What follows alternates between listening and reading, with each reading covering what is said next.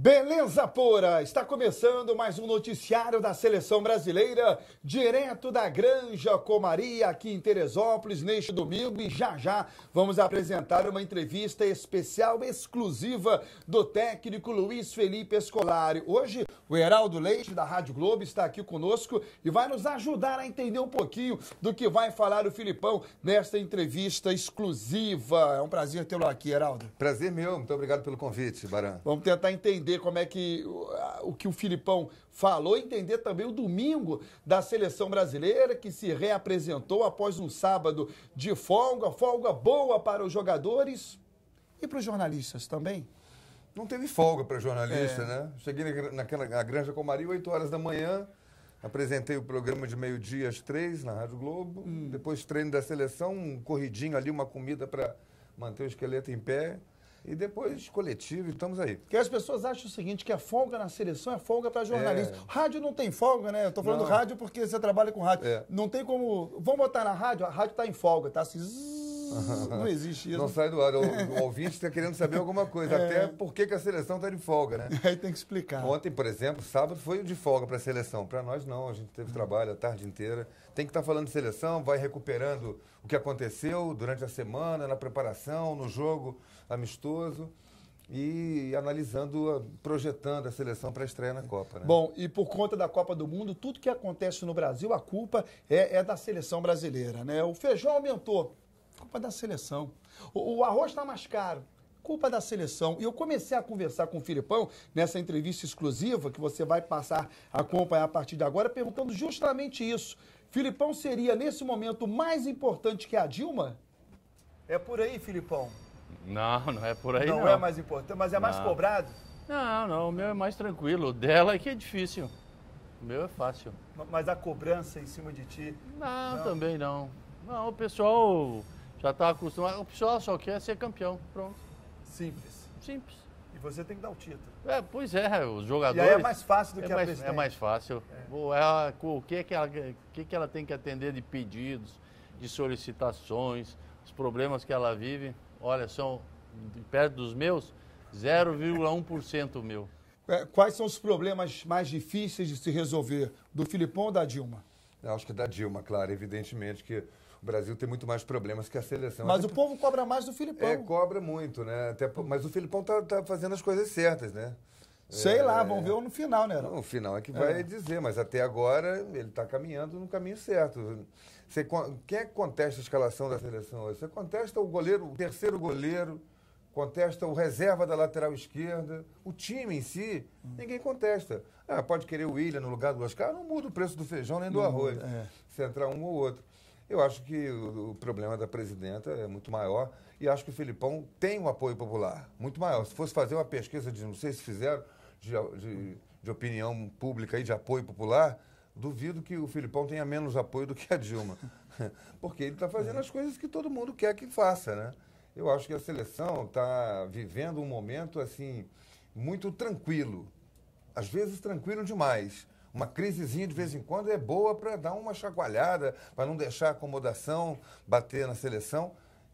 Mas o momento é muito sossegado. Vamos ver se isso se reflete em bons resultados. Bom, hoje o Filipão é um técnico que vai para a segunda Copa do Mundo com a seleção brasileira. Ele já vai para a terceira porque comandou Portugal em uma. Mas será que quando o Filipão iniciou a carreira, ele se imaginava um dia técnico de seleção? Não, eu já disse muitas vezes, eu nunca imaginei, quando comecei a trabalhar como técnico, eu chegaria a uma seleção brasileira. Eu sonhava em dirigir os meus clubes do interior do Rio Grande do Sul, depois dirigir um grande clube do Rio Grande do Sul, no meu estado, mudar para um estado que sempre foi muito famoso em termos de futebol, que era o estado de São Paulo, que recebia muitos gaúchos na época, principalmente o interior de São Paulo, mas nunca imaginei que eu chegaria à seleção brasileira. Eu não trabalhei especificamente com esse objetivo. Não, eu já disse. Bom, mas eu tenho a impressão que técnico nenhum inicia a profissão imaginando ser um dia técnico de seleção. Tem que ser muito pretensioso, né? Ele deve iniciar pretendendo vencer na profissão, né? Ninguém entra nessa carreira, nessa função da vida, sem almejar alguma coisa. Como ele disse, ele almejava ser técnico lá do Rio Grande do Sul, depois chegar a São Paulo. Ele não fala em Rio de Janeiro, né? A vida do Filipão se resume a São Paulo e Rio Grande do Sul. Mas ele não imaginava a seleção. Acho que é um pouco assim, para não parecer pretensioso, mas claro que quem alcança a direção de um Grêmio, de um Internacional, de um Palmeiras, de um Cruzeiro, né? tem que almejar um dia ser técnico da seleção. Lá no fundinho do coração dele, tem certeza que ele pretendia, sim. Mas será que os amigos próximos do Filipão, porque sempre pintam doido, né? Ele começa a carreira, acho que um dia você vai ser técnico da seleção brasileira. Eu perguntei ao seu Filipão, se pintou um amigo dele dizendo, olha que um dia você chega lá, hein? Vamos ver. Não teve nenhum maluco que me disse isso, não. Mas o pessoal sempre dizia, não, vai conseguir atingir o objetivo de conseguir chegar a um time grande e tudo mais.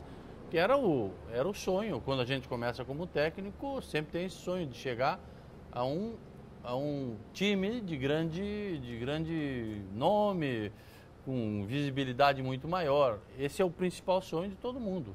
Mas o sonho da seleção é só quando tu já estás, atingiste um nível muito grande, é que aí começa-se a pensar um pouquinho. E aí vislumbra-se um horizonte nesse sentido. E quando é que instalou isso para ti? Olha, eu acho que eu posso ser um dia o técnico da seleção. Não, só depois de 97, 98, 99, quando eu venho do Japão para o Palmeiras. Até lá, mesmo ganhando alguns campeonatos brasileiros, um campeonato brasileiro, Copa do Brasil, Libertadores pelo Grêmio, ainda não passava pela minha cabeça, ou não passava pela cabeça de muita gente, que eu poderia ser o técnico da seleção. Não teve nenhum maluco que me disse isso. Bom, a gente está acompanhando aí os melhores momentos de uma entrevista exclusiva do Filipão. Ao longo da semana, nós vamos acompanhar o Filipão falando como se faz um risoto. Ele fala como se faz o risoto. E você vai acompanhar amanhã.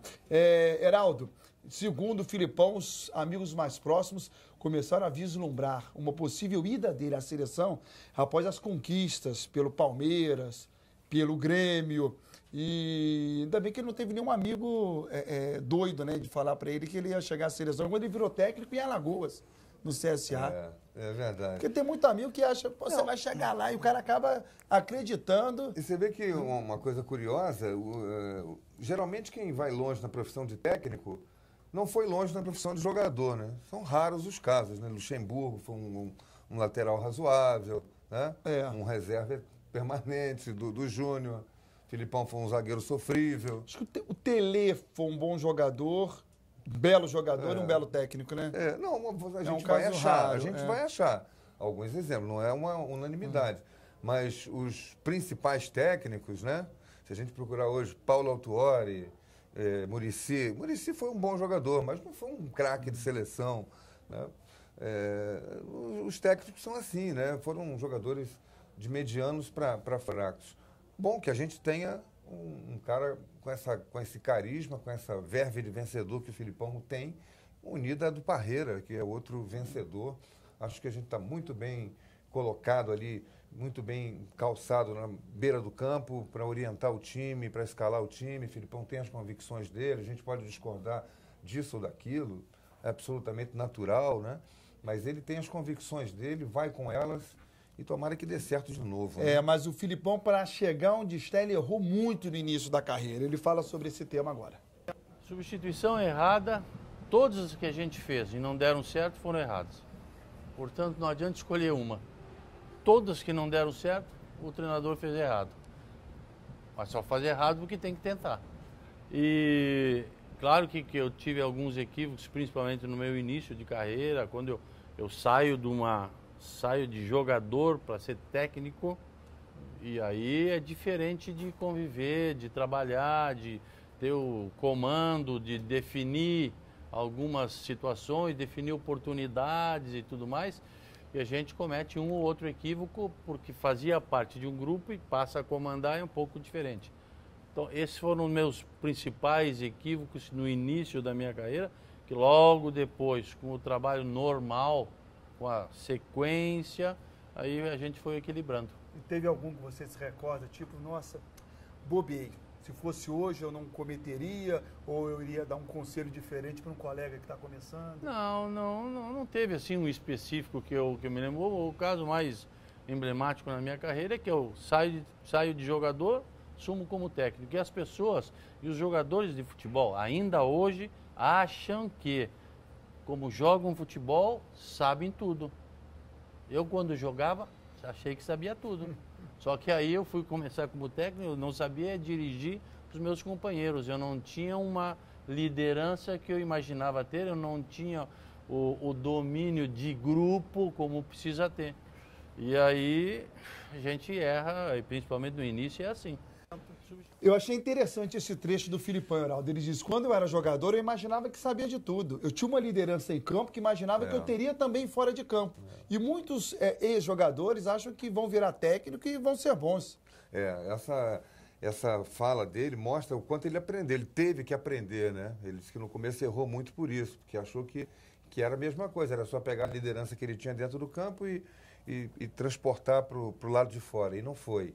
Hoje a gente percebe que, acho que até muito mais do que parte tática, do que parte técnica do time, Filipão consegue fazer a cabeça dos jogadores, consegue dar um sentido de equipe a um grupo que vem cada um de um lado, cada um com uma característica diferente, né? Um ambiente diferente, uma maneira de se relacionar diferente. E ele consegue em pouco tempo, 15 dias, 3 semanas, consegue dar uma unidade a esse grupo, transformar numa família. Eu acho que essa é a grande virtude dele. Bom, amanhã você vai acompanhar como é a liderança do Filipão dentro de casa, como é que o Filipão se sai na cozinha. Será que os amigos do filho do Filipão pedem jogador na seleção brasileira? Como é que a família do Filipão acompanha e torce pela seleção? Tudo isso você vai acompanhar amanhã. Já tem um Jornal da Seleção, você vai acompanhar os bastidores, como é que foi a chegada da seleção hoje na Granja Comari, uma entrevista exclusiva com o Hernanes, tudo isso dentro do Jornal da Seleção. Heraldo, muito obrigado. Foi um prazer tê-lo aqui, parabéns aí pelo trabalho. Um abraço para vocês todos. Bom, você atualize aí a sua página que vem logo na sequência o Jornal da Seleção.